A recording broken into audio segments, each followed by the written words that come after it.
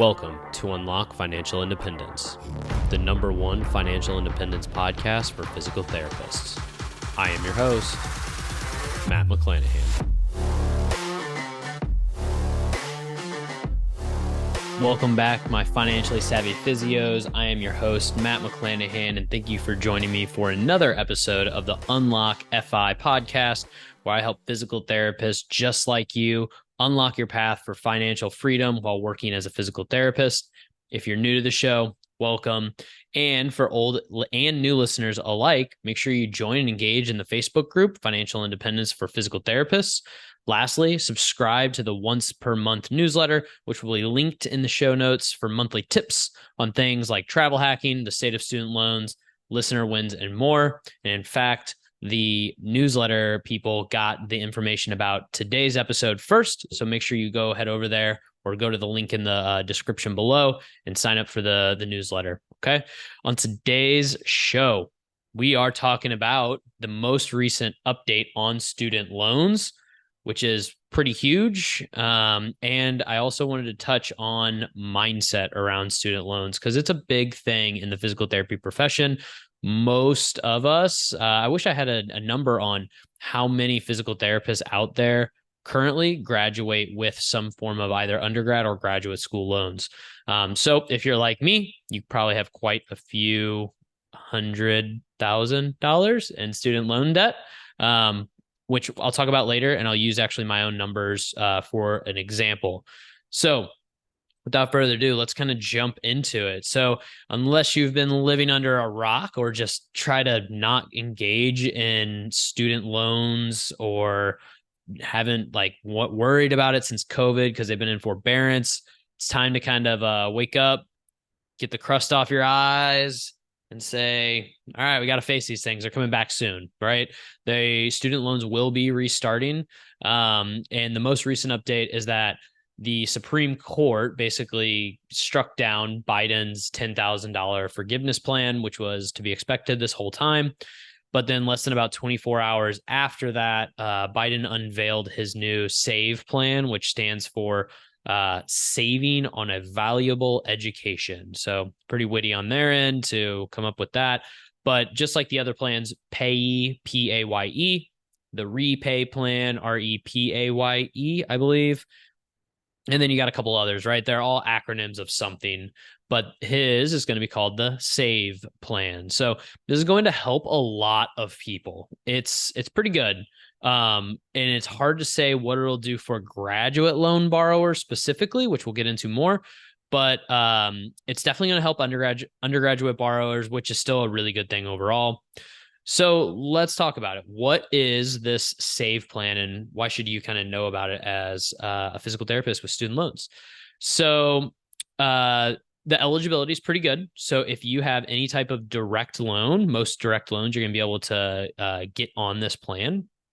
It's direct subsidized, unsubsidized Stafford, direct graduate plus loans, and direct consolidated loans. Consolidated loans in most cases will be able to get on this plan. If you have Parent Plus loans or consolidated Parent Plus, you won't be able to get on this plan, or you at least won't be able to put those loans on this plan. Now, the interesting thing about this new plan is how they're going to calculate the amount of money that to decide how much they're going to charge you, essentially. So, for instance, they are going to take 225% of the poverty line for the borrower's state and family size, and that will be subtracted from your AGI, adjusted gross income, or income, if you just want to think about it that way. So as a reference, 225%, is that a lot? Is that a little? As an example, REPAY, PAY, new and old income-based repayment plans, IBR, they use 150% of the poverty line. So SAVE plan, 225%, REPAY, PAY, they use 150%.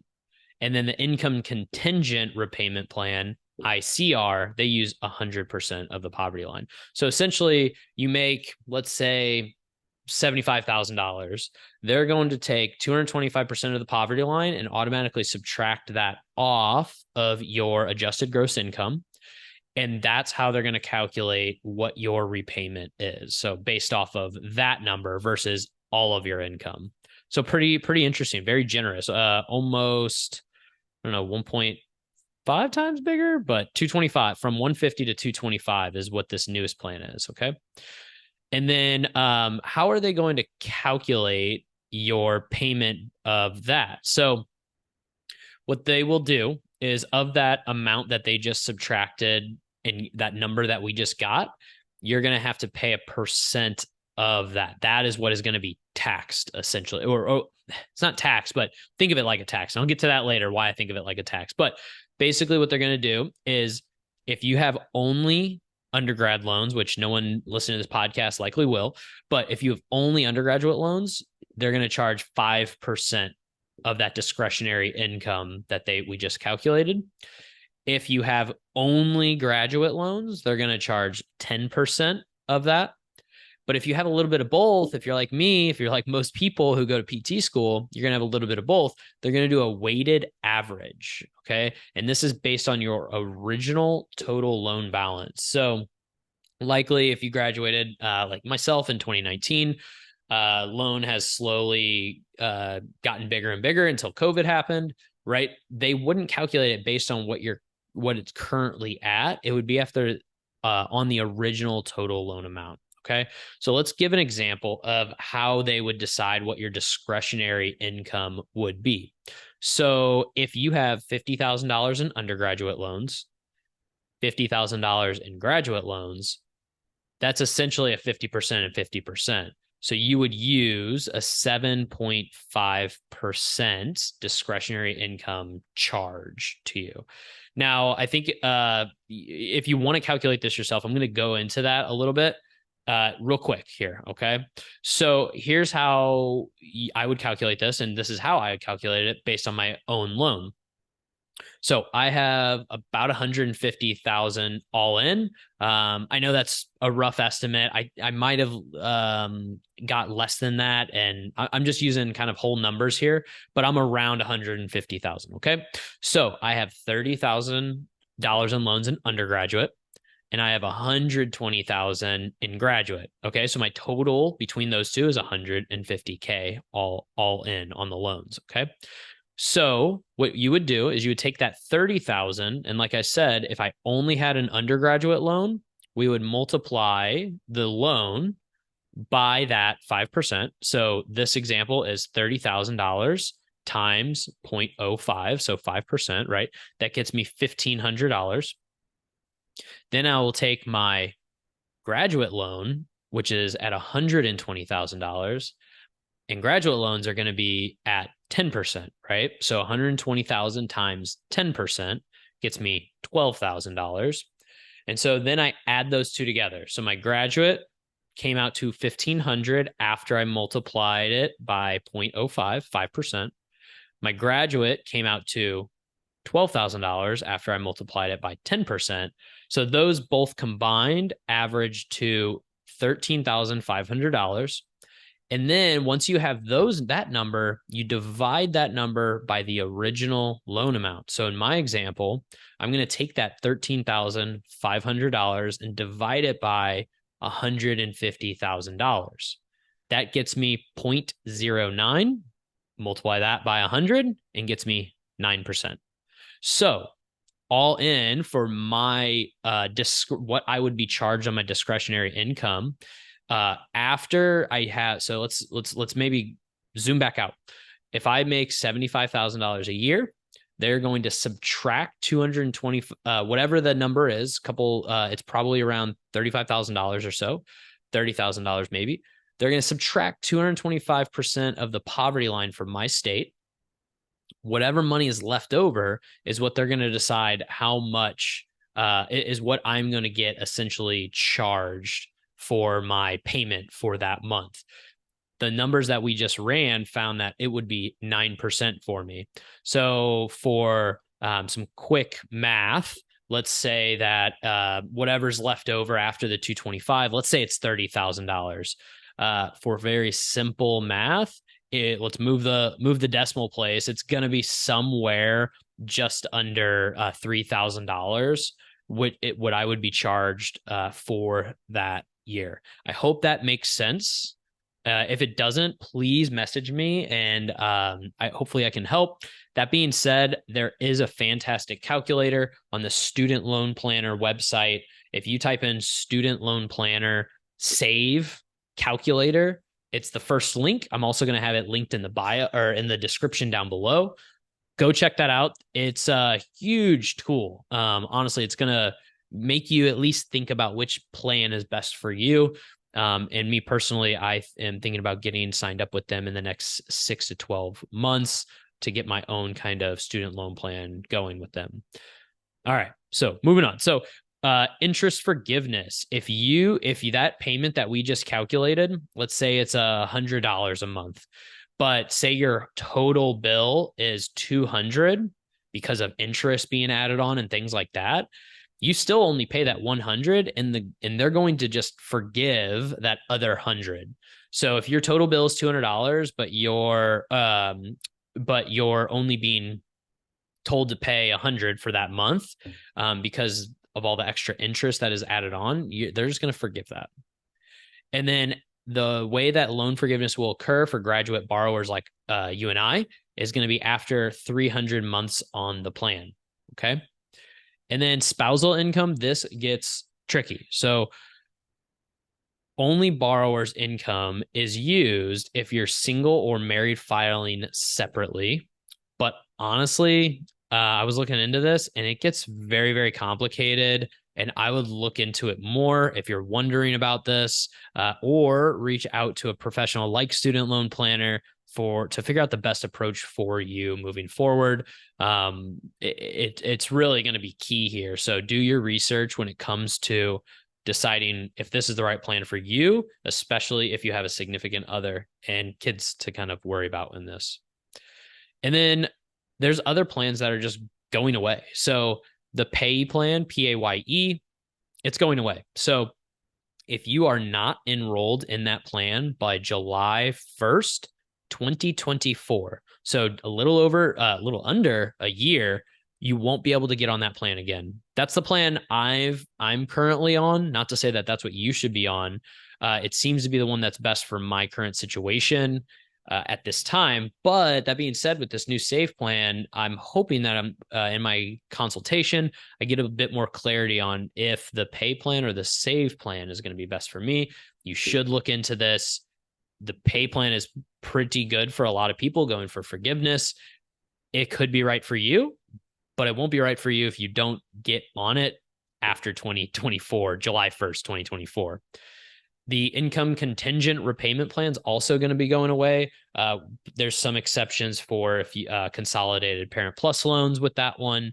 And if you are on the repay plan now, you don't really have to do anything. You're just going to be auto enrolled in the SAVE plan, as far as my understanding. But again, look into that stuff. I think it will be worth it.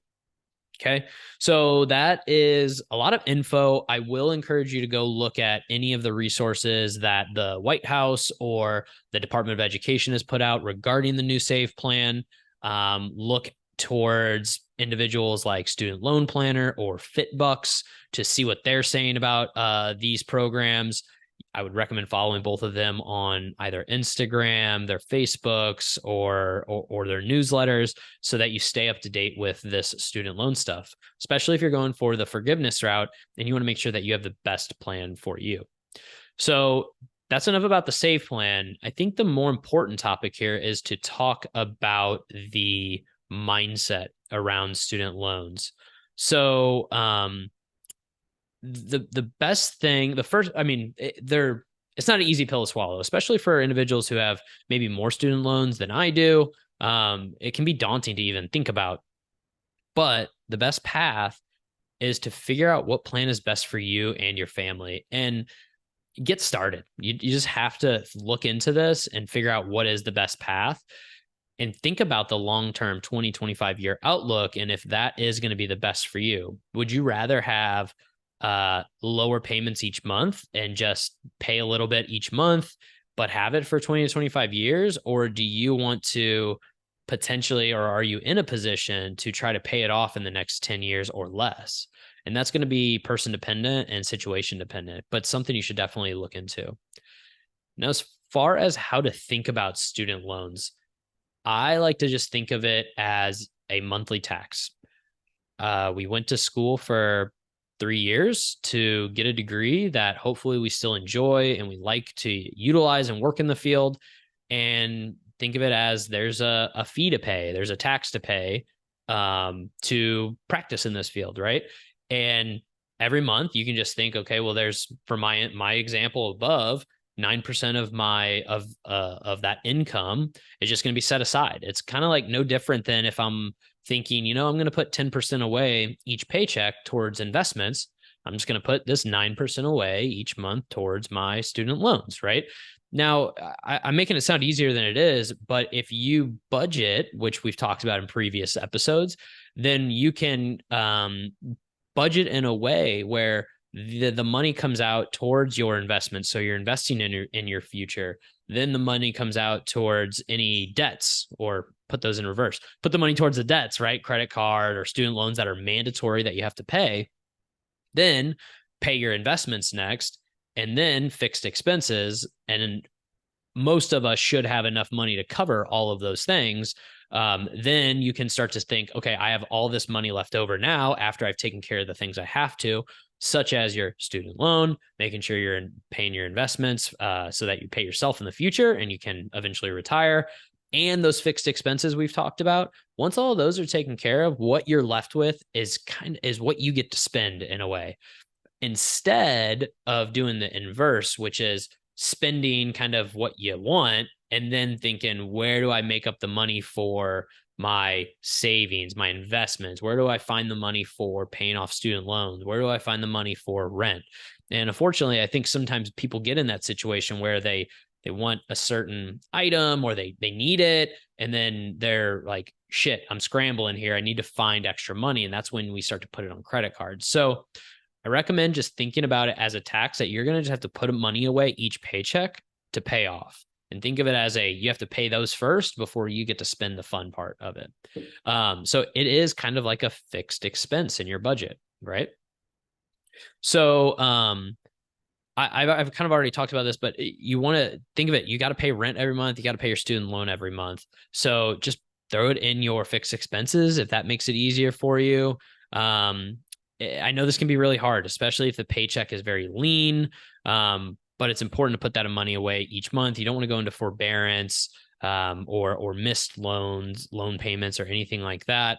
But the important thing here is that you're also putting away a little bit of money towards those investments, even if it feels like $20 or something that might seem low. Something's better than nothing. Okay, compound interest can do wonders. So then when money for fun stuff maybe doesn't equal the amount that you want, what I mean by that is, if after you've done all this budgeting and what's left over for you is way less than what you want or desire, because at this point your fixed expenses, your debts, they're all paid. So the money that's left over goes towards things that aren't necessities, right? Your fixed expenses are a necessity. You got to have a roof over your head. You got to pay for groceries. You got to eat. You got to sleep, right? But anything left over is more of discretionary income. So you get to spend it however you want. If that money for those discretionary or fun things doesn't equal the amount you want, there's two ways you can kind of go about this. You're going to have to either increase your income or decrease your expenses, right? And here are a few options to consider. So you can reconsider your student loan repayment plan, right? So switching to a forgiveness plan instead of trying to pay it down in 10 years, right? That opens up a lot more capital each month if you're not trying to aggressively pay down your student loans. And it could offer you the flexibility that you want in life while you're still young. Maybe you want to travel a little bit more instead of hustling for the next 5 years to get student loans paid off, right?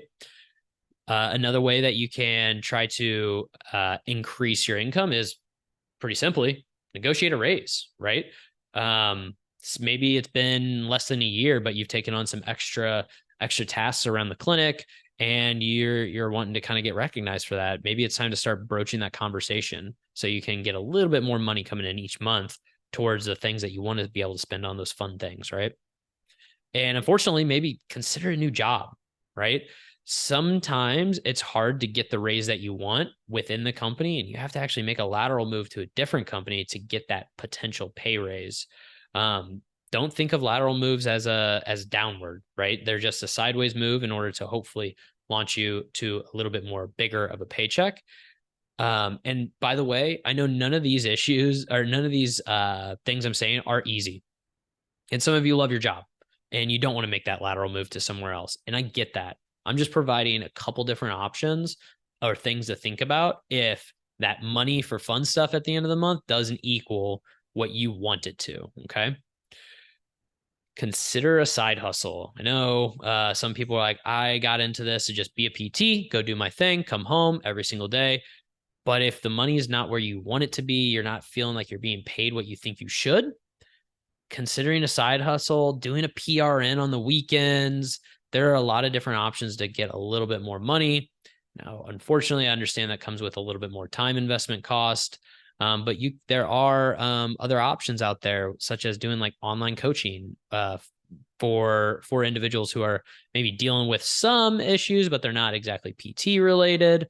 That could be a good way to leverage your time, where maybe you can have several clients on board, and maybe it's only you're taking a couple hours out of your week instead of each person you see is 1 hour out of your day, right? You're not going to leverage your time the best way, seeing one-on-one patients necessarily for a side hustle. Whereas maybe if you're doing more group coaching or programming online, you can leverage your time a little bit better for increased ROI. Okay. Another option, review your budget. Where can you trim the fat?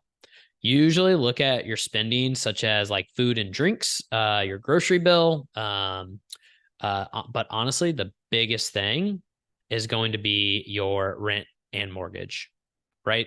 Some of us, maybe it's your car loan. If you're paying a car loan or your car insurance, it could be worth considering selling your car even and getting a car that is paid off in full, right? I mean, if you're paying $200 or more a month for a car and you could easily downsize to some other option that is paid off in full, you just opened up $200 in your budget.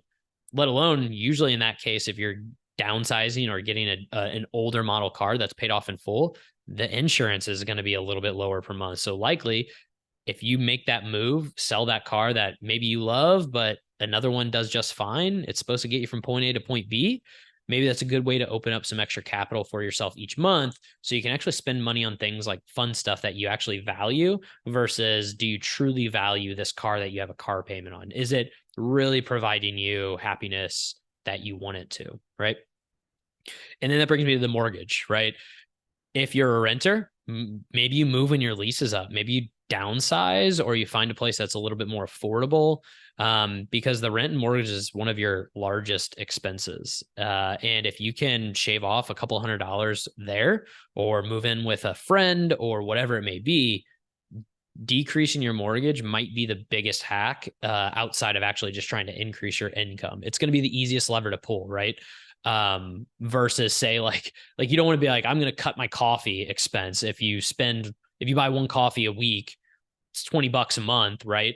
Yeah, you could trim that fat, but how much does that coffee joy bring you versus if you just find a different apartment that you enjoy or a house that you enjoy and it's saving you hundreds a month, right?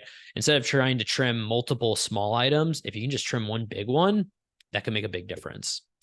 And that kind of comes down to the hard truth of sometimes you buy a house that's a little bigger than what you need and the payments are a little higher than what you expected and the property taxes, especially here in Texas, are a little bit more than you thought. And man, they're just milking you dry. You have no extra money.